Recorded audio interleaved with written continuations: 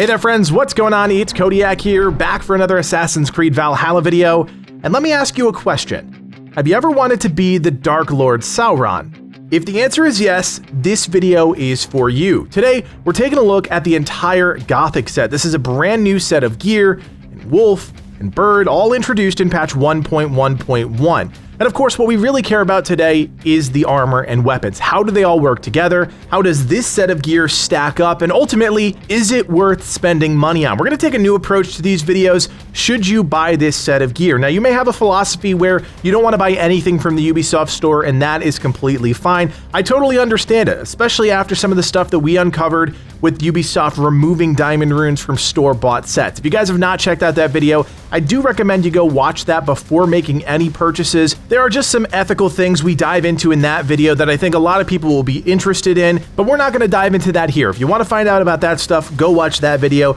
Today, we're here to break down the Gothic set.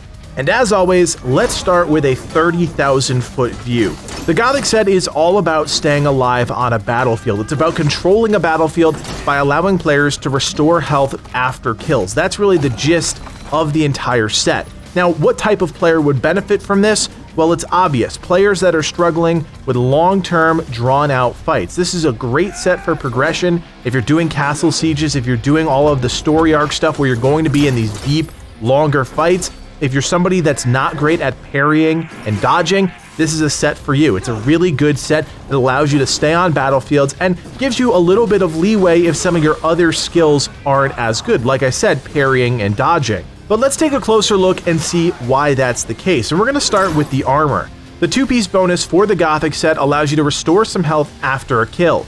Now you're going to get 20% of your health restored after that kill, but there is a 10-second cooldown on the armor. Now the 10-second cooldown is not bad. I actually think this is a really nice balance between all three things, because think about it. You're getting 1/5 of your health back after a kill every 10 seconds. Now, of course, not every player is going to benefit from this. If you're somebody that does take a lot of damage, maybe you're somebody that runs out of rations quickly, you're going to see a lot more use out of this. The 5-piece kind of doubles down on this survivability aspect, additionally increasing your armor by 20 for 10 seconds.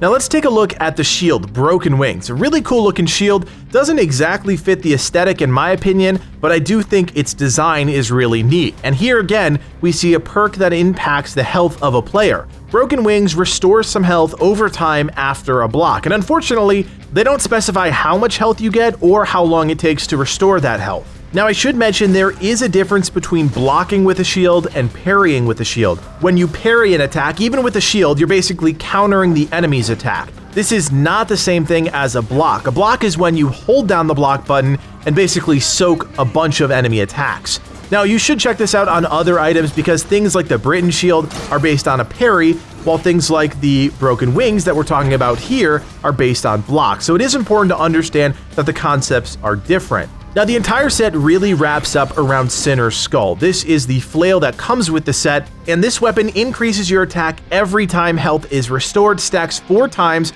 with a 10-second duration, and you can get a total of plus 40 attack. That is an absolutely huge number, and based on what we just talked about, how easy it is to restore health, I think you're going to see that this plus 40 attack happens quite often. Now, it is important to understand that you cannot get the benefits of this weapon when you're topped off. So if you're a player that always stays at max health, you're always popping rations, you're making sure that you're always at full health, you're not going to be able to keep the buff rolling, thus basically making it pointless, and you're not really going to get that plus 40 attack. Now, this set does, of course, have some drawbacks, and the main drawback is that you can't block indefinitely. Blocking is based on your stamina, so are you really going to be able to restore that much health and keep that buff going? There's a lot of catch-22s here, and actually I think the gameplay required to make the most out of the Gothic set is rather advanced, because you have to be able to take a hit, restore health, that's how you get the buff rolling. If you're just a standard player that stays topped off all the time, you're getting nothing out of this set. You're not getting the health restoration, you are getting a bit of armor, but you're definitely not getting the attack bonus. And that's, I think, really the catch-22 with this set of armor. On paper, it looks great. I'm going to be able to stay in a battlefield, I'm going to be able to restore my health like crazy, and I'm going to get this insane attack buff. But unless you know how to operate the set, unless you understand the dance that's required to make sure that that buff is constantly rolling, it may not be as good as you think it is because of those reasons. Ultimately, do I think the Gothic set is worth your money?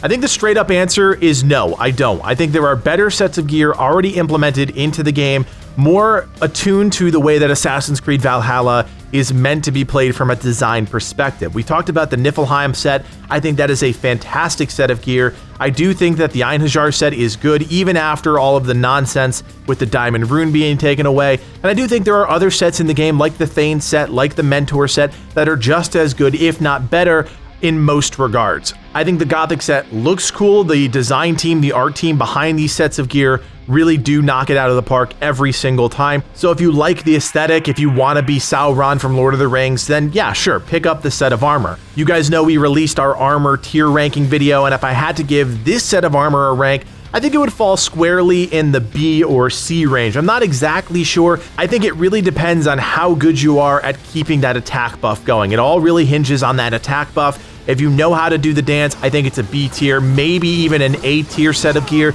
But if you're not doing that and you're not getting the benefits from the set, I think it's definitely more in the C tier. Of course, I have to do my due diligence with all of these videos, and I should point out that you also get a wolf, a new mount for your stable, and of course a new raven that flies overhead. Both look really cool. We get a spectral wolf and a Deadly Hollows style raven. So both of those also come with the Gothic pack. You can get the Gothic pack right now for 1,500 Helix credits. You may want to wait. It will show up at Reddit shop eventually, but as we know at this point, trying to farm for opals is a near impossible feat, and trying to collect all of these sets of armor is just damn near impossible. Anyways, guys, I hope you enjoyed this video. If you want more Assassin's Creed videos in your feed, don't forget to hit that like button and of course subscribe. It's completely free for you, unlike this set of armor, and it really does help out the channel a ton. And don't forget, you guys can join us on Discord. We have a great Discord of around 6,000 members. We'd love to have a few more people in there talking about Assassin's Creed. My name is Codiak, and from everyone here at Legacy Gaming, thanks for watching, and play on.